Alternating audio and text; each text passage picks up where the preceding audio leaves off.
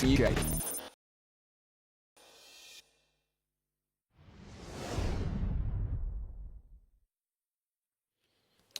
Back to Epsom we go. Penultimate race coming up at the Kiss Mix Handicap. Class 5 for 3-year-olds over 10 furlongs. Just 5 runners. Shamaheart is the 6-4 favourite. 11-4 Typhon.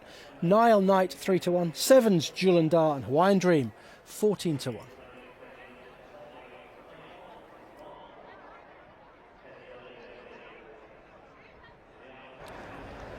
Now, a man with 2 runners to come here at Epsom in the final 2 races is local trainer Roger Teal, who's alongside me now. Starting with our upcoming 5th race, Roger, we've got Hawaiian Dream. She's having her turf debut tonight. Yeah, she is. I mean, it's local, so we haven't got to travel her with this weather and everything. So I had her in on Windsor on Monday, but she was wrong in a maiden, and she got balloted out at Kempton and on the all-weather. So we've taken our chance here, small field, see how we go, you know. And are you, obviously she's run in small fields before. The last time she ran was at Lingfield, wasn't it? She's had quite a break since then. Was that by design? Yeah, it was. I mean, she was quite weak and she needed just to strengthen up, and she has done. She's done really well.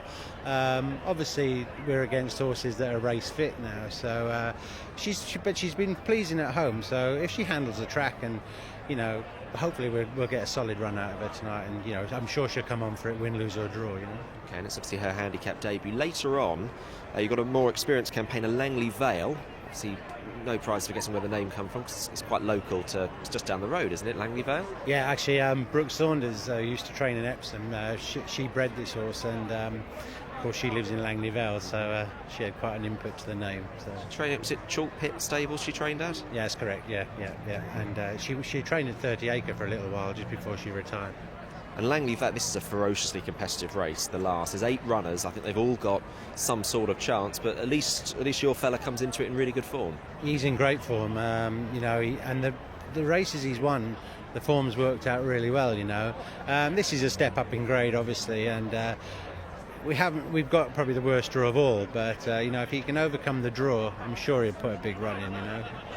He tends to do it from the front, doesn't he? He goes well at Brighton also. Yeah, I mean, he's won around Brighton a couple of times, and he doesn't have to make it, you know. He just you know, he's that sort of, he's enthusiastic runner, and but he, you know, I don't mind if something goes on and he can just sit in, you know.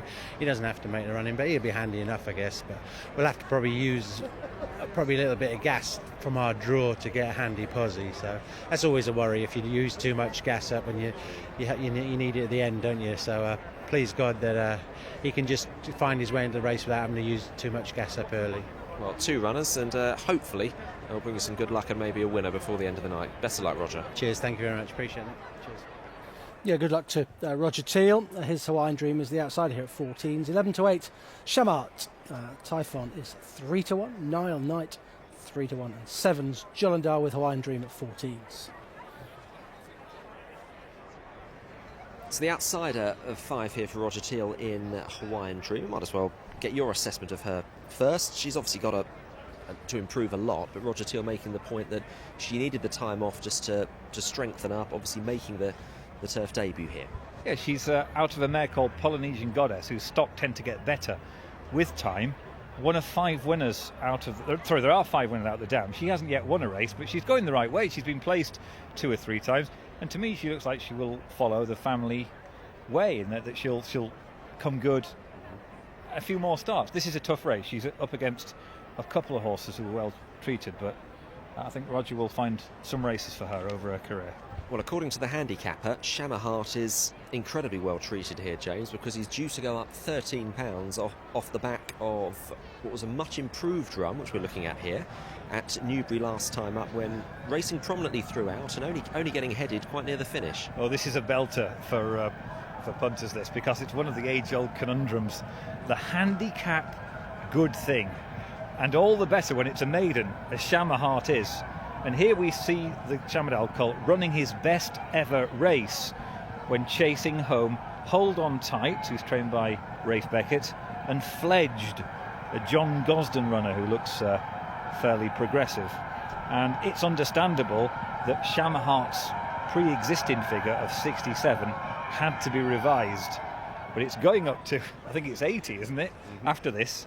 So in theory, and I'm sure that handicappers are watching, and there is one of them here, the handicappers want to see this horse win, given it's a 1.25 mile race, by 6.5 lengths, probably a bit less than that actually. They want to see it win by upwards of 5 lengths to justify that hike in the weights. And I suppose obviously you've just mentioned this off. It's not inconceivable that off the back of this, that rating could be revised again. So I should think Richard Hannon's probably hoping that it wins by a short head. Yes, or even this wouldn't be a bad race for Shamaheart to lose, in fact, if he's ever going to have an off day. I know that sounds contrary, but in terms of handicapping, £13 is, well, 2 races, 2.5 races, 2 races and some placed efforts. So it's a lot of cash that a rise like this costs connections.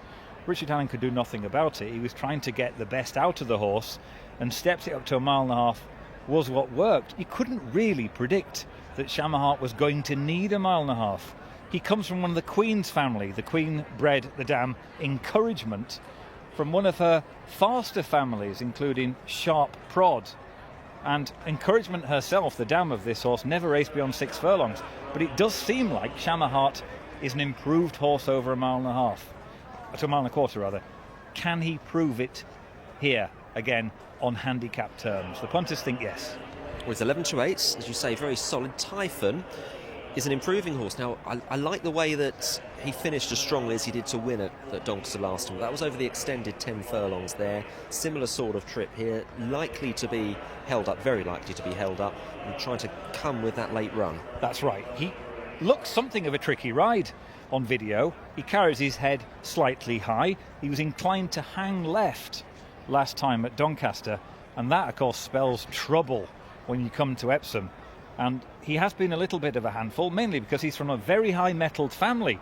This is a spectacular pedigree this son of Proud Citizen had. Proud Citizen was second in the Kentucky Derby, but the dam 7 Moons is out of a daughter of Miesk. In the family are the likes of King Mambo and East of the Moon. It's a brilliant family, and brilliance tends to come with quirks. And Typhon, although he can't be described as ungenuine or even anything close to that, he's definitely something of a sort of a horse that you've got to kind of put there late rather than actually expose him to the teeth of the battle. So it's a tricky riding assignment for Ted Durkin. And he's on Typhon at 11-4. Now, Nile Knight, on this season's form, you couldn't back him. He's not beaten a rival, but yet last year he won a race here, so that's important, and then ran a good race in a lovely nursery at Doncaster.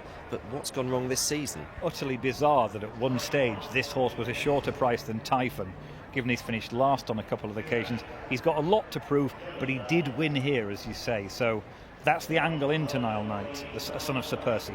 And Julandar's been placed several times, but still looking for a first win. Last one's in. Here's Mark. And they're off. 1.25 miles to race in the Kiss Mix handicap for 3-year-olds. Nile Knight is the one who takes the early lead. Shamaheart to the outside is in second, followed by the filly, Hawaiian Dream in third. 1.5 lengths away, Julandar, and under a tight grip, the anchor firmly down for Typhon at the back of the field as they race towards the top of the hill. And it's Nile Knight and Hayley Turner have a lead of a length. Towards the outside, Shamaheart racing in second. Then the black colours on the inside. Hawaiian Dream is in third. The visored head of Julandar showing in fourth place. And weighted with, under restraint, Typhon at the back of the field. They meander to the top of the hill. No great pace on early. Rated in front, Nile Knight by 1.5 lengths. Shamaheart racing in second. To the rail in the pocket in third, Hawaiian Dream. 1.5 lengths away, Julandar. And he's waiting right at the back of the pack on Typhon, the Doncaster winner, as now they begin to freewheel down the hill. Racing inside the final 5 furlongs, and the leader is still Nile Knight. Leads now by 3 parts of a length. Shamaheart towards the outside has always been in second. Towards the inside, Hawaiian Dream, Julandar and Typhon. And there's been no change in the run order so far as they now begin to make the descent down into Tattenham Corner.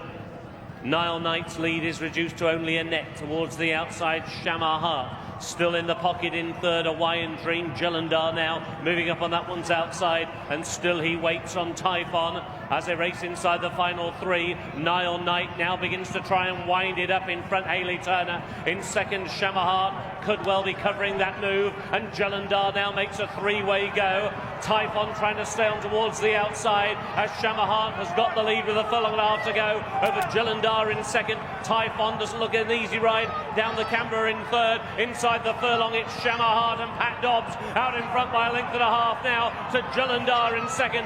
Shamaheart pouring it on, and at the 8th attempt Shamaheart breaks the maiden.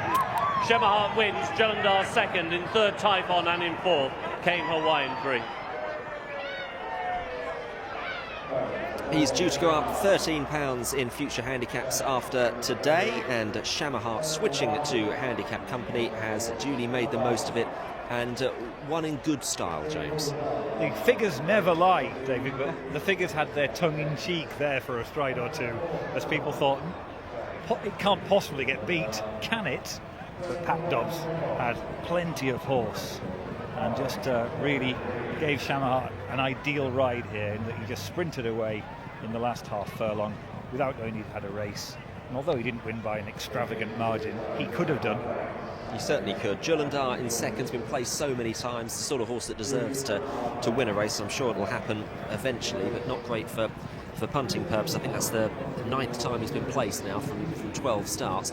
Change of tactics with Nile Knight. Unfortunately for Connections, it's yielded exactly the same results, and he's finished last again. Yeah, I say this many times on Racing UK, but so often the horse that looks the suspiciously short price makes the running in a scenario like this, because that affords plenty of leverage to his supporters, either that he'll get an easy lead and go on to win, or at the very least that they'll have a fungible commodity, in the words of economics. In other words, they can trade out in running. Having made the bet pre-race, they have the option, if the horse gets deep into the race with this easy lead, often they're on a bet to nothing. They can free roll. I'm not sure exactly what was going on here, because Nile Knight is in wretched form and ran exactly like he had done the last two times.